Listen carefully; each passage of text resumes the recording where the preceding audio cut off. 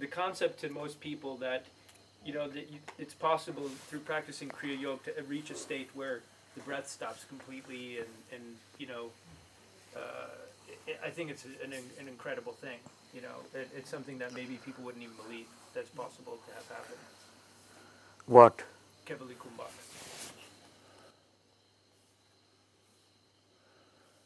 So as I have told you, that the Kevali Kumbhak is a yogic state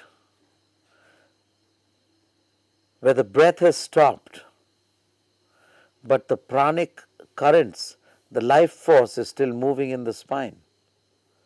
The physical breath is stopped. The body has been decarbonized and the cells are kept in a spiritually magnetized condition. The Kevali Kumbhak comes about by a process of meditation, chanting of mantras, pranayam, and doing asanas regularly.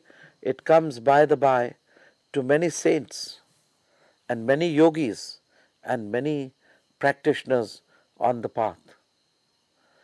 Kriya Yoga also brings about a state of Kevali Kumbhak.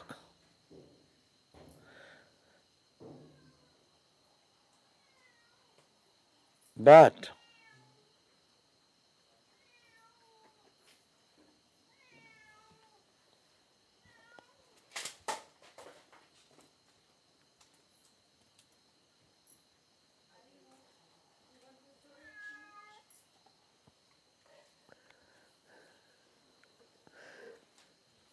Kriya Yoga also brings about a state of Kevali Kumbhak, but it's much more specific and focused because you practice the pranapan yajna, you practice concentrated spinal breathing, and concentrated spinal breathing alone in the Sushumna Nadi.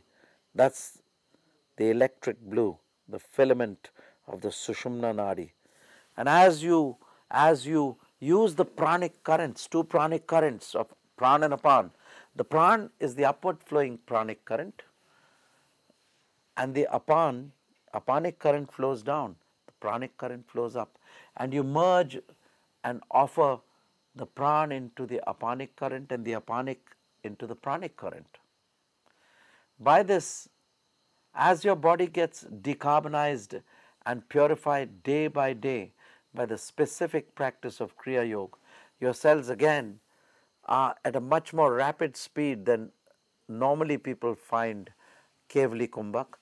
In Kriya Yoga, you reach the state where your body cells are kept in a spiritually magnetized condition, and then the heart does not need to pump because you have enough oxygen, the lungs need to function, and the breath does not need to move because you have sufficient oxygen in your body already. Your cells, body cells, are in a spiritually magnetized condition, and your breath stops. The breath equalizes itself. So prana apan samana yuktam, they become saman, and you get to the state of no mind and no breath.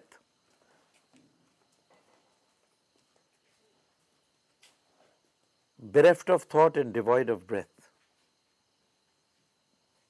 So this is the case of the Unmani Avastha or the Kevali Kumbhak of Kriya Yoga.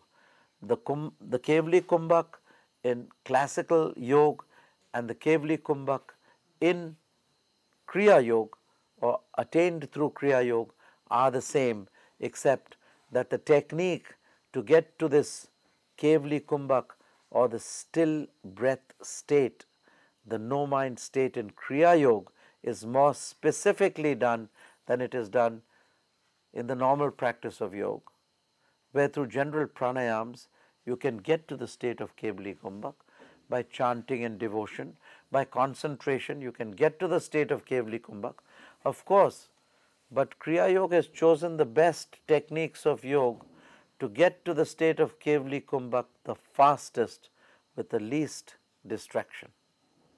This is the difference. At which stage does this occur, and also what are there physical benefits to being in this state? Or physical, spiritual benefits, emotional benefits? You are what you are in the state you are.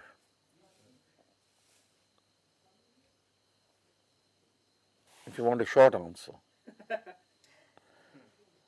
But now to get to the details.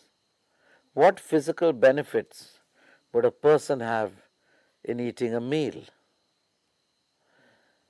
He would eat the food, it would digest, and the type of food which he eats determines the type of energy he gets for his physical body and the type of thoughts he has for his mental body. So also, being in a state of Kevali Kumbhak, it is the type of thoughts, the type of expansion of your soul consciousness. It's food for the divine soul. It's food for the Atma. So this state of Kevali Kumbhak rests the body. It rests the body. Your body is at a very low metabolic threshold. And in the heart yogic process, the heart is stopped, the pulse is stopped. So it gives you longevity, firstly. And after longevity, if you carry on, it gives you immortality. And then ultimate purpose of Kevali Kumbhak, it gives you the first state of enlightenment, which is known as the no-mind state, the Unmani Avastha. Because the breath, the ingoing and outgoing breath are the waves which whip up the storm in the mind's lake. So unless the breath is stilled, the mind's lake is very stormy with thoughts. When your breath is still, your thoughts are still. And when your thoughts are still in the mind's lake, then and then alone can you see the moon of your delight, which is your Atma, which is your divine indweller. That is the benefit of the Unmani Avastha.